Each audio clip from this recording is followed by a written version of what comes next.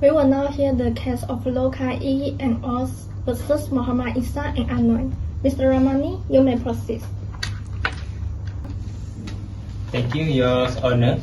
My client, local E and Oz, was entered into agreement with defendant to purchase 10 acres of land for $206,250. Despite meeting all stipulated conditions, the defendant refused to sell the land. So we seek for specific performance or alternatively damages for breach of contract. Mr. Chong, your response? Your Honor, the defendant maintained there was no binding agreement. The option agreement was conditional upon a formal contract being agreed upon and approved by the High Court. That's never occurred. Okay, we propose $206,250 for the estate land at the 20,000 per acre. Here is the option agreement for your approval. Okay. We'll agree, but only under these conditions. First, the contract must be drawn up and agreed upon. Okay. Second, the sale must be signed by, approved by the High Court, and it must be signed before January 31st, 1961 at 5 p.m.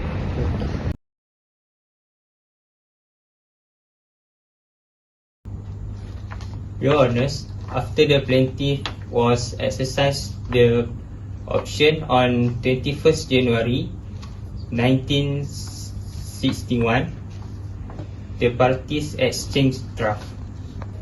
The plaintiff signed and returned the agreement and ready to pay the deposit. However, the defendant refused to sign, citing no legitimate reason. Mr. Chong, is this accurate? Your Honor, the defendant will not bound to proceed.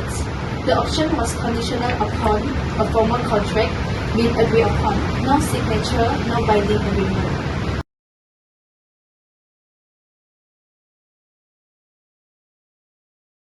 So here the contract, signed and ready. It will be transferred upon your signature. I refuse. I do not approve this sale.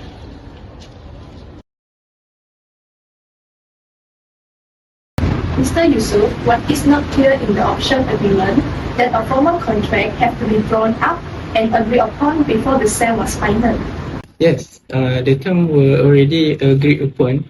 The defendant refused to sign without the cause. But isn't it true that the High Court approval was another condition of the sale? Yes, but we were prepared to seek the approval after the contract was signed. The defendant refusal blocked this process.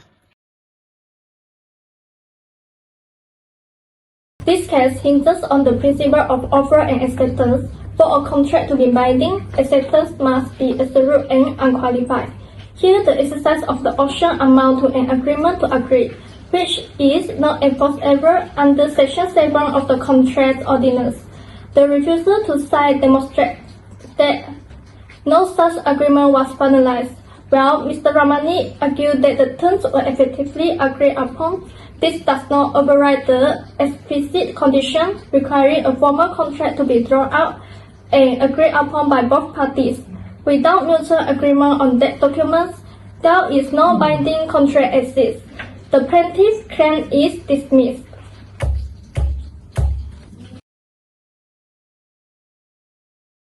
Mr. Ramani, we have followed every rules. But why did we lose? The court ruled based on the absence of a complete contract. Next time, we draft agreement more precisely.